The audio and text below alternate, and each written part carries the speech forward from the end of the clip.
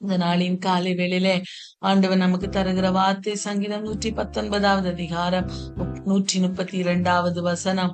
உம்முடைய நாமத்தை நேசிக்கிறவர்களுக்கு வழங்கும் நியாயத்தின்படியே என்னை நோக்கி பார்த்து எனக்கு இரங்கும்.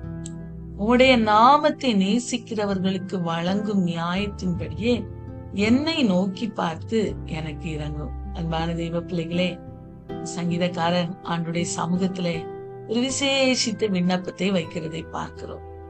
உம்முடைய நாமத்தை நேசிக்கிறவர்களுக்கு நீர் ஒரு நியாயம் செய்வீர் அல்லவா ஆண்டவரே, அதே நியாயத்தை நீர் எனக்காக செய்ய இந்த காலை வேளையிலே எழுந்தருளும், எனக்கு இறங்கும் ஆண்டவரே என்று சொல்லி ஜெபிக்கிறதை பார்க்கிறோம்.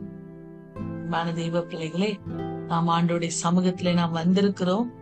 ஆண்டுடைய சமூகத்துல ஒவ்வொரு நாளும் நம்ம ஜெபிக்கிறோம், நம்முடைய விண்ணப்பங்களை தெரிவிக்கிறோம்.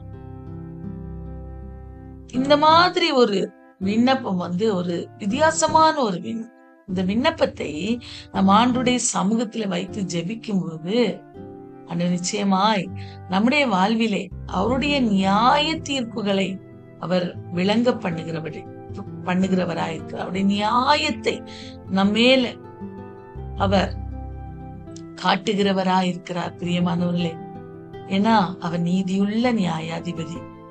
அவர் கரெக்டா நியாயம் செய்கிறவர்.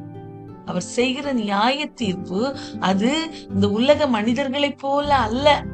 அதை இந்த சங்கீதக்காரர் அழகாக நன்றாக அறிந்திருந்தபடியினால அவர் சொல்றாரு, உம்முடைய நாமத்தை நேசிக்கிறவர்களுக்கு நீ நியாயம் செய்வீரானால் எப்படி செய்வீரோ அதே போல என்ன நோக்கி பார்த்து எனக்கு இறங்கிருங்க ஆண்டவரே என்று சொல்லி கேட்கிறதை பார்க்கிறது காலை வேளையிலே.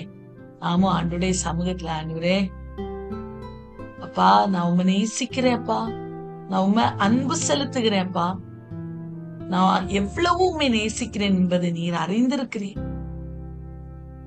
உண்மை நேசிக்கிற பிள்ளைகளுக்கு நீர் என்னெல்லாம் செய்வீரோ அதே போல எனக்கு நீங்க செய்தருளுங்கப்பா, என்ன நோக்கி பார்த்து எனக்கு இறங்கி அருளுங்கப்பா என்று நாம் அவரை நோக்கி கேட்கும் போது அவர் நிச்சயமா இந்த நாளிலே நமக்காக இறங்க அவர் வல்லமையுள்ள தெய்வமா இருக்கிறார். பிரியமானவர்களே, நாம் விசுவாசமாய் அவரை நோக்கி இந்த வார்த்தை அறிக்கை செய்வோம். இந்த நாள் முழுவதும் அறிக்கை செய்வோம். ஆண்டவர் நிச்சயமாய் நமக்கு நியாயம் செய்ய அவர் எழுந்தருளுவா.